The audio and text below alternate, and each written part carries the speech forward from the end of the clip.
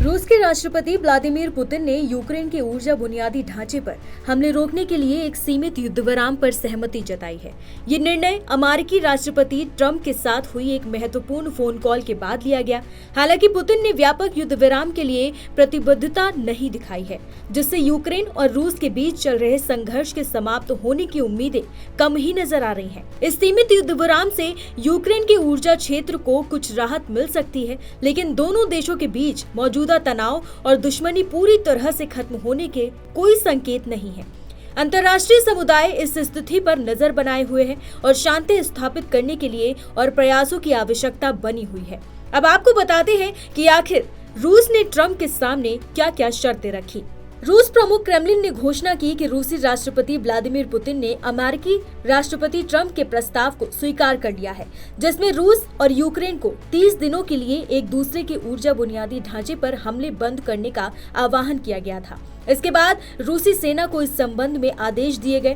Kremlin के बयान के अनुसार दोनों नेताओं ने फोन कॉल के दौरान यूक्रेन स्थिति पर विस्तार में चर्चा की है। पुतिन ने इस दौरान जोर दिया कि संघर्ष का समाधान व्यापक, टिकाऊ और दीर्घकालिक होना चाहिए। उन्होंने कहा कि इस समाधान में रूस की सुरक्षा संबंधी चिंताओं और युद्ध के मूल कारणों को ध्यान में रखा जाना चाहिए। ये कदम यूक्रेन संकट को शांतिपूर्ण तरीके से सुलझाने की दिशा में एक महत्वपूर्ण प्रयास माना जा रहा है। हालांकि ये देखना बाकी है कि ये समझौता कितना प्रभावी होगा और क्या ये दोनों पक्षों के बीच लंबे समय से चले आ रहे तनाव को कम करने में सफल होगा। क्रेमलिन ने बताया कि पुतिन ने युद्धविराम की निगरानी और यूक्रेन द्वारा सैन्य तैयारियों को रोकने के बारे में महत्वपूर्ण बिंदुओं पर चर्चा की है। उन्होंने इस बात पर जोर दिया कि संघर्ष को बढ़ने से रोकने और राजनीतिक तथा कूटनीतिक समाधान की दिशा में काम करने के लिए यह आवश्यक है और यूक्रेन को विदेशी सैन्य सहायता और खुफिया जानकारी प्रदान करने पर पूरी तरह से रोक लगाई जाए।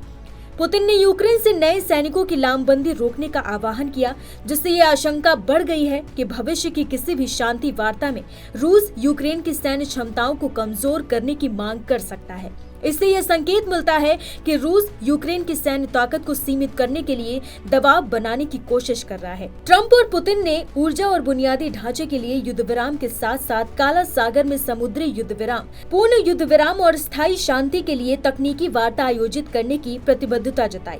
ये कदम दोनों देशों के बीच तनाव को कम करने और संघर्ष को शांतिपूर्ण तरीके से सुलझाने की दिशा में एक प्रयास है।